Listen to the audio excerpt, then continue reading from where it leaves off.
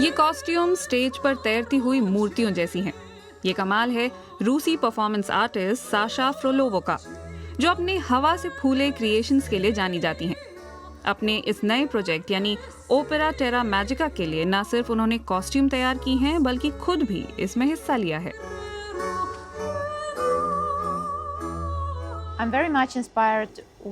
मैं classical art और baroque opera से बहुत प्रेरित हूँ, लेकिन मुझे लगता है कि क्लासिकल आर्ट को नए तरीके से पेश किया जाना चाहिए, नए स्वरूप और नई विजुअल लैंग्वेज के जरिए।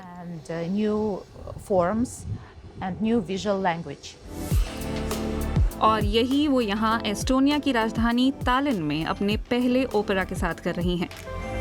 काद्रियोर्ग आर्ट म्यूजियम की 330वीं वर्षगांठ पर यहाँ ये ओपेरा हो रहा है। यहाँ सबसे बड़ी एक चुनौती थी इन कॉस्ट्यूम्स को तैयार करना और उन्हें पहनना।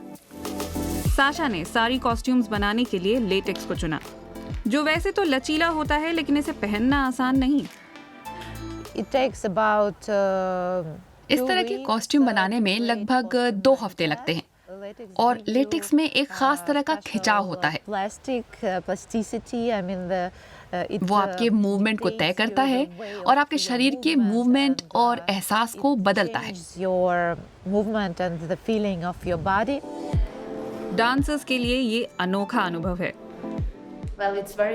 इसमें बहुत गर्मी लगती है। ये शरीर के लिए कुछ साउना जैसा है।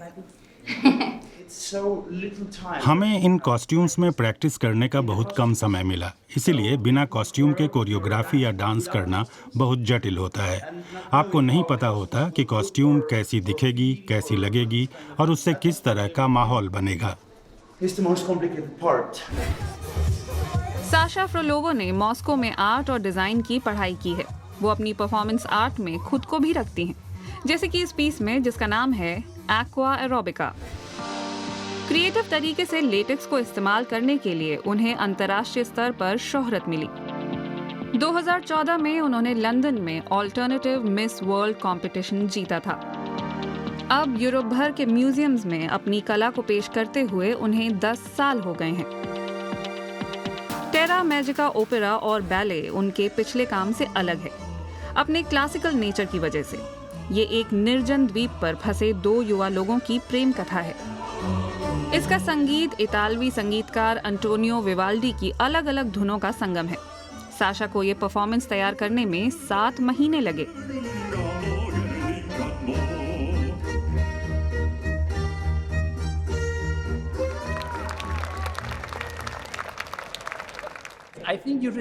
मुझे लगता है कि आपको वही एहसास होता है जो पारंपरिक ओपेरा देखने पर होता है, लेकिन इसकी कॉस्ट्यूम्स इतनी कलात्मक और नई हैं कि ये संगीत का आनंद लेने के लिए आपको नई संभावना देती हैं। बहुत ही सुंदर परफॉर्मेंस है, हमें बहुत ही अच्छा लगा। शुरू में कॉस्ट्यूम थोड़ी अजीब थी, फिर मुझे लगा कि वे इस थीम के साथ बिल्कुल सही बैठ रही है। इससे पहले कि साशा परफॉर्मेंस के बाद गायब हो जाएं, लोग झट से उनके साथ तस्वीरें खिंचाते हैं। कुछ छोटी छोटी समस्याएं थीं, लेकिन अच्छा है कि वे छोटी ही थीं और बड़ी नहीं थीं। तो ज्यादातर चीजें ठीक रहीं, लेकिन टाइम बहुत कम था। छोटी लेकिन प्रभावशाली परफॉर्मेंस। आखिर में साशा की कोशिशों से कलाकारों और देखने वालों को एक यादगार अनुभव मिला।